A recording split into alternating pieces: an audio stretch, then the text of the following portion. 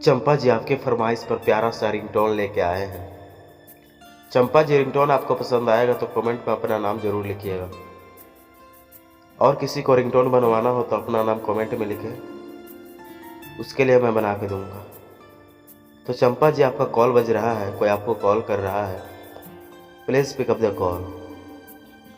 चंपा जी, आपका कॉल इतना देर से बज रहा है कि आप कॉल नहीं ले पा रहे हैं। प्लीज़ एक बार कॉल उठाएं और बात करें और जानें कौन आपको कॉल करना चाहता है। Mrs Champa, please pick up the call. Champa ji, आपका कॉल बज रहा है, एक बार कॉल उठाकर बात करें और जानें कौन कॉल कर रहा है।